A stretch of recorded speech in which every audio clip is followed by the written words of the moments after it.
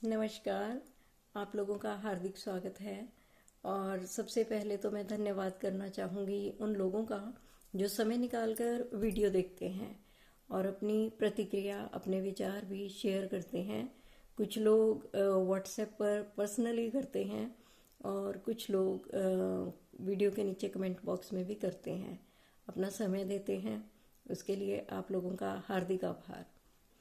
और आज मैं जिस विषय पर बात करना चाह रही हूँ, ये विषय बहुत लंबे समय से मेरे माइंड में चल रहा था और बहुत ही आश्चर्यजनक चीज़ें हैं जिन पर हमारा ध्यान भी नहीं जाता, या जिसको हम डिस्कस करना ज़रूरी नहीं समझते, लेकिन बहुत सारे लोगों के माइंड में कहीं ना कहीं उस विषय को लेकर बेचैनी किसी टाइम हो जाती है, लेकिन कोई हल नहीं दिखता।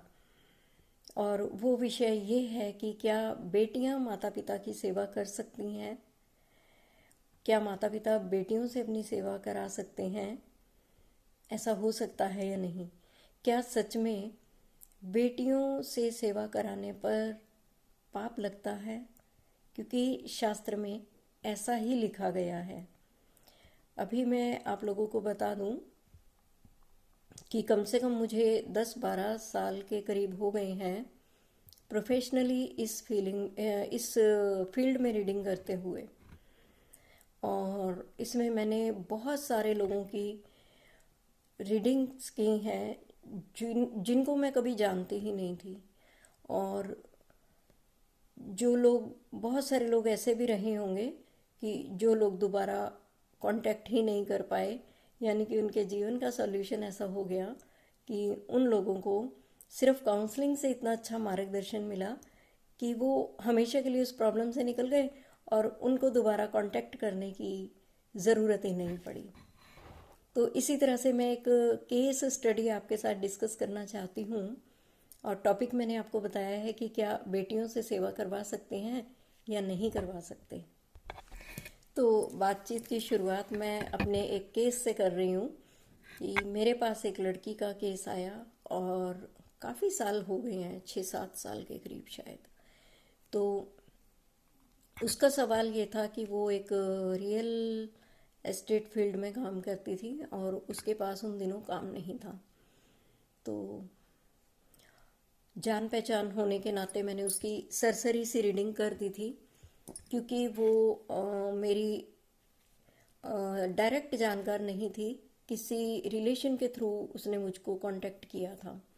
तो उसने रेफरेंस दिया और जब उसने बोला कि उसके पास पैसे ही नहीं है, क्योंकि काम ही नहीं है और बिल्कुल नहीं है और वो बिल्कुल फ्री है, तो मैंने उससे चार्ज लेना ठीक नहीं समझा और उसको सिंपली थोड़ा बहुत बात करके और मैंने रेमेडी बता दी।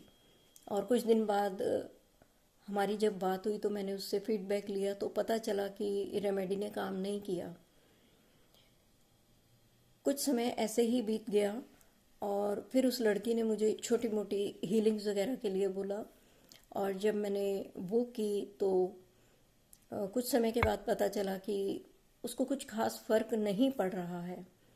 तो मैंने उसको बोला कि तुम एक पेड सेशन लो अपने लिए।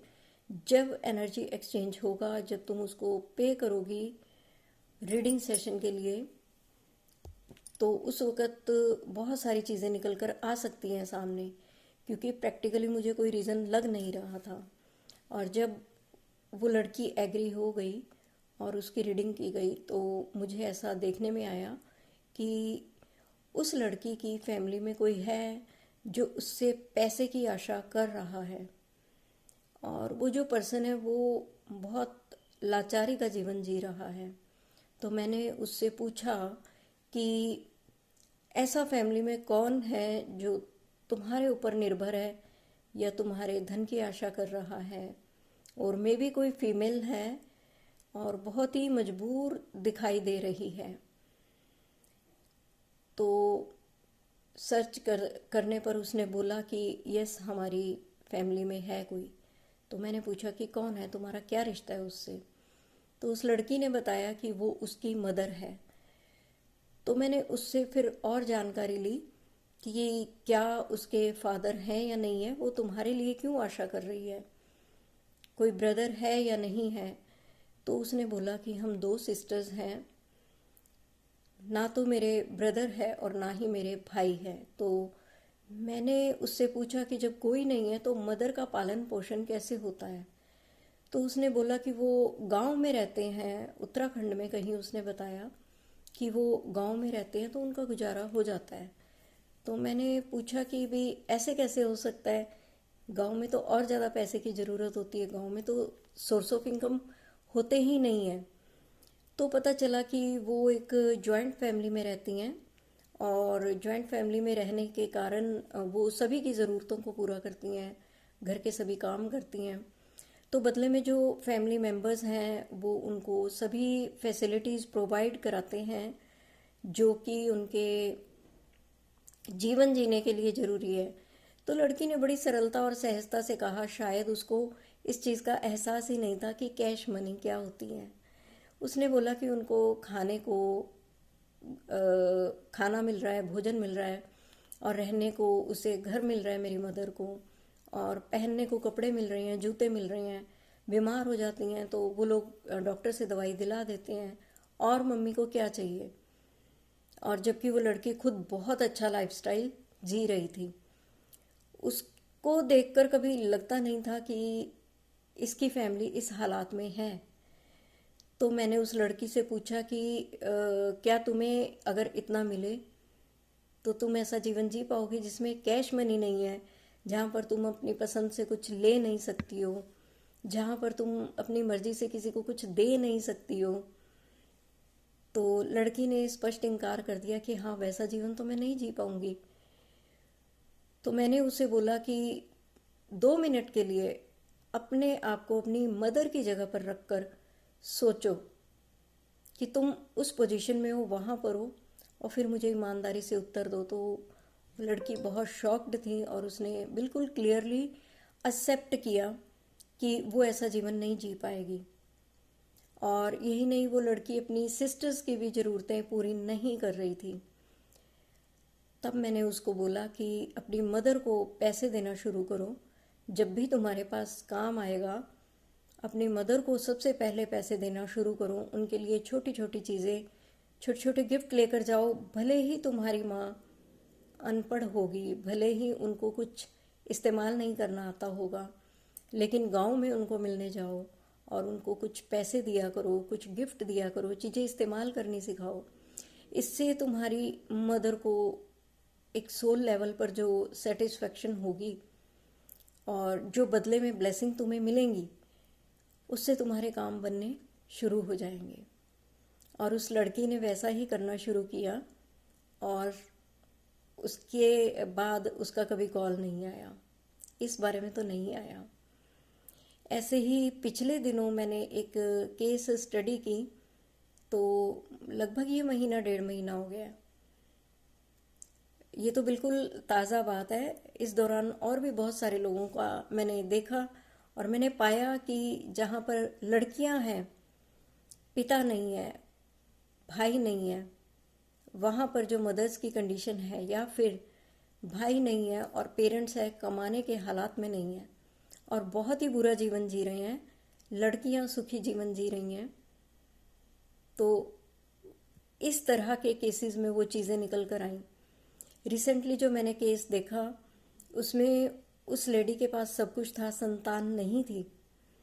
तो मैंने उसे पूछा कि क्या आपके अपने सास ससुर से रिलेशन नॉर्मल है। उसने बोला कि हाँ। मैंने कहा क्या बिल्कुल नॉर्मल है? उसने बोला बिल्कुल नॉर्मल है। तो मैंने उससे पूछा कि फिर ऐसा कौन सा पर्सन है, ऐसे कौन सी रिश्तेदारी है कि कोई बहुत गरीब, लाचार और मजबूर कंडीशन में दिखाई दे रहा है और वो तुमसे आशा कर रहा है, और तुम उसको जब दोगी, कुछ भी दोगी, तो उनके सर्वाइवल का सवाल है, और जब तुम उनकी देखभाल करोगी तो तुम्हारा ये लाइफ का ब्लॉक दूर हो जाएगा। उसने सोच कर बताया कि मैम, मेरे पेरेंट्स हैं, मेरे पेरेंट्स हैं। तो मैंने उससे पूछा कि क्या कारण है, क्या स्थिति है। तब उसने बताया कि मैं सिंगल चाइल्ड हूँ और वो लोग अर्न नहीं कर सकते क्योंकि बहुत गरीब हो गए हैं, उनके पास बहुत ज़्यादा कुछ सुख साधन नहीं है और वो गरीबी का जीवन लगभग जी रहे हैं। तो मैंने उससे ये पूछा कि तुम उनकी हेल्प क्यों नहीं करती हो। तो उसने बोला कि मैम वो इस बात को मानते हैं कि अगर हम लड़कियों से सेवा करवाएंगे, हम अपनी लड़की के घर जाकर रहेंगे या उनसे किसी भी तरह की कोई हेल्प लेंगे तो हमें नर्क की प्राप्ति होगी। और उसने बोला कि मैं भी एक जॉइंट फैमिली में रहती हूँ, तो मैंने हमेशा यही देखा सुना है कि बेटियों से सेवा नहीं कराते, उनका बुढ़ापा नर्क हो जाएगा। अब क्योंकि मेरी रीडिंग में तो पेरेंट्स ही निकल कर आ रहे थे, तो मैंने उसको बोला कि इस बात को बिल्कुल जड़ से नकार दो कि ऐसा होता है, क्योंकि यहाँ पर डिवाइन जो मुझे गाइडेंस दे रहे हैं मैं उसके अकॉर्डिंग बता रही हूँ। मैं तो तुम्हें जानती भी नहीं हूँ और सोशल मीडिया के थ्रू हम पहली बार बात कर रहे हैं, तो अगर मेरे पास निकल कर आया है हमें इस बात का ट्रस्ट करना होगा और तुम अपने पेरेंट्स को हेल्प करना शुरू करो, उनको समझाओ। और वो लड़की के लिए भी ये चीज़ बड़ी हैरान करने वाली थी। मैंने उससे ये पूछा कि ये बताओ कि जब माता पिता बच्चों को पालते पोसते हैं और उस वक़्त क्या वो ऐसा सोचते हैं कि ये लड़का है, इसको ज़्यादा बढ़िया जीवन देना है, ज़्यादा बढ़िया खाने पहनने रहने को चाहिए क्योंकि इसने हमारी सेवा करनी है, और ये लड़की है पराए घर जाएगी तो इसको हमने पढ़ाना लिखाना नहीं है, या इसको इतना पढ़ाने की क्या ज़रूरत है, और इतना बढ़िया बढ़िया खाना और पहनना इसके लिए ज़रूरी नहीं है क्योंकि एक दिन इसने चले जाना है। क्या वो ऐसा करते हैं? तो उसने बोला कि बिल्कुल नहीं करते हैं, बेटा बेटी एक समान होते हैं। तो मैंने बोला कि फिर राइट्स में इतना अंतर क्यों है? अगर बेटा है ही नहीं, अगर बेटा है ही नहीं और पेरेंट्स अर्न ही नहीं कर पा रहे हैं तो बेटियों को भी दोष लगता है, क्योंकि मैं इतने साल में बहुत सारी रीडिंग्स कर चुकी हूँ, बहुत सारी रीडिंग्स कर चुकी हूँ जहाँ पर बेटियों को दोष लग रहा है। तो अब मुद्दे की बात पर आते हैं। ये 2 केस स्टडी तो बिल्कुल मेरे को बात करते करते याद थी, तो मैंने आपसे शेयर की। मैं बहुत सारी रीडिंग्स कर चुकी हूँ जिसमें बेटियों को दोष लग रहा है, और जब उन्होंने अपने पेरेंट्स की देखभाल करनी शुरू की तो उनकी जो लाइफ थी वापस नॉर्मल ट्रैक पर आने लगी और जो ब्लॉक थे वो उनके निकल गए। अब शास्त्र बोलता है, ऐसा बोला जाता है, ठीक है, कि बेटियों के घर नहीं जाना चाहिए, नहीं रहना चाहिए और उनकी सेवा को एक्सेप्ट नहीं करना चाहिए। मैं इन चीज़ों को बिल्कुल भी नहीं नकार रही हूँ। शास्त्रों की मान मर्यादा का मैं सम्मान करती हूँ, जो नीतियाँ बनी हैं मैं सम्मान करती हूँ, लेकिन शास्त्र में ये सब क्यों निर्धारण किया गया? क्योंकि आप और मैं हम सब समझ सकते हैं कि अगर लड़की अपनी फैमिली से डिटैच नहीं होती है, बहुत सारे रिचुअल ऐसे हैं जो लड़की की मैरिज के टाइम में किए जाते हैं और जिसका सीधा सा मतलब होता है कि हम डिटैच हो गए हैं और ये कन्या हमारे कुल से डिस्कनेक्ट हो गई है, क्योंकि कन्यादान में आप संकल्प पूर्वक दान करते हैं, ठीक है ना। तो ये अब इसका नया कुल गोत्र है और ये वहाँ की जिम्मेदारियाँ देखेगी। तो ये समाज की व्यवस्था को बनाए रखने के लिए था कि एक महिला के लिए पहले दूर देश होते थे, है ना, आना जाना सब कुछ इतना आसान नहीं था, आने जाने के साधन ही नहीं होते थे। तो बेटियां अगर डिटैच नहीं होंगी, उनको इसी तरीके से पाला पोसा जाता था कि वो भी डिटैच ही रहें। उनको बचपन से ये फीड दी जाती थी कि तुम हमारी नहीं हो, तुम पराई अमानत हो। तो उनको बचपन से इस तरह का संस्कार दिया जाता था कि ताकि उनको एडजस्ट होने में दिक्कत नहीं आए।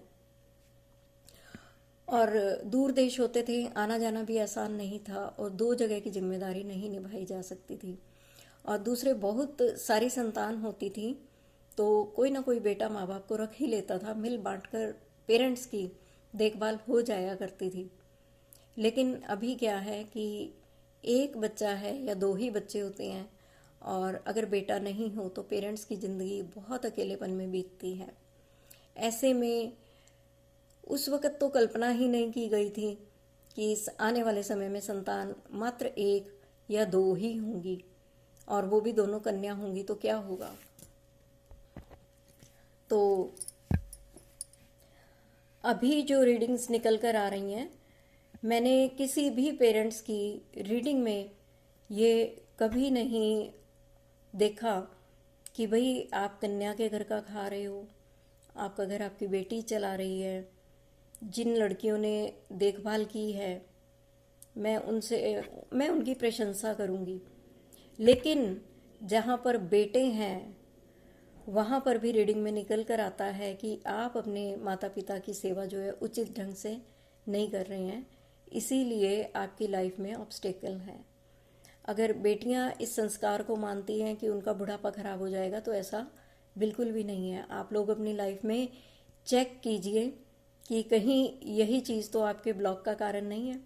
अगर आपके पेरेंट्स वृद्ध हैं, कमाने में सक्षम नहीं है, देखिए वो तब दोष हो जाता है जब उनके पास इनकम के साधन तो हैं, उनके पास एनफ है मनी, लेकिन आप जबरदस्ती ले जाकर भर रहे हैं। जबरदस्ती ले जाने का कोई फायदा नहीं है, इससे सच में दोष हो सकता है, क्योंकि ऐसी चीज़ें भी मैंने रीडिंग में देखी हैं। उनका जीवन निर्वाह देखना बेटी का फर्ज है, अगर वो करने में सक्षम है, और बहुत बड़े लेवल पर ना सही, लेकिन ज़रूरी चीज़ें बेटियों को ज़रूर करनी चाहिए, क्योंकि इससे भी दोष बनता है, और जो बेटे सेवा नहीं करते हैं उनका भी दोष बनता है, और वो दोष बहुत भारी और भयंकर होता है। तो आप लोग सोच लीजिए, आपके जीवन में अगर आप कहीं पर अटक गए हैं, अभी ही संभल जाइए, अभी भी संभल जाइए, और यूनिवर्स से माफ़ी मांगिए, ईश्वर से माफ़ी मांगिए, और अपनी उस भूल पर काम कीजिए। अगर आजकल ये एक कॉमन डायलॉग है, तो बेटियां ही रख लें, तो बेटियां ही कर लें, तो देखिए ये कहना जितना आसान है ना, जो भाभियां चिढ़कर बोलती हैं या जो भाई चिढ़कर बोलते हैं कि उन्हें कर लेने दो, उन्हें रख लेने दो, उनको भी अपने शब्दों की कीमत चुकानी पड़ती है।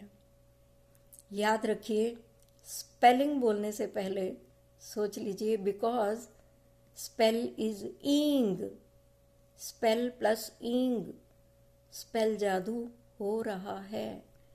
उन शब्दों की कीमत हमें चुकानी पड़ती है, और जब हम क्रिया कर देते हैं, यानी कि पेरेंट्स को, बेटों के लिए बोल रही हूँ, कि पेरेंट्स को हम रखने से मना कर देते हैं, या ठीक तरीके से नहीं रखते हैं, या ठीक बिहेव नहीं करते हैं, तो वो भी दोष का कारण होता है। इस दोष की निवृत्ति और किसी तरीके से संभव नहीं है, भले ही आप दुनिया को कोई भी पूजा पाठ कर लीजिए, कर्म कांड कर लीजिए, लेकिन इस दोष की निवृत्ति संभव है ही नहीं अनटिल अनलेस आप अपनी भूल के लिए यूनिवर्स से क्षमा मांगे और अपने बिहेव को सुधारें। उम्मीद करती हूँ कि इस छोटी सी वीडियो में आप बहुत सारे संदेश लेने की कोशिश करेंगे पॉजिटिव वे में, और अपने पेरेंट्स की तरफ पलट कर देखेंगे। नमस्कार।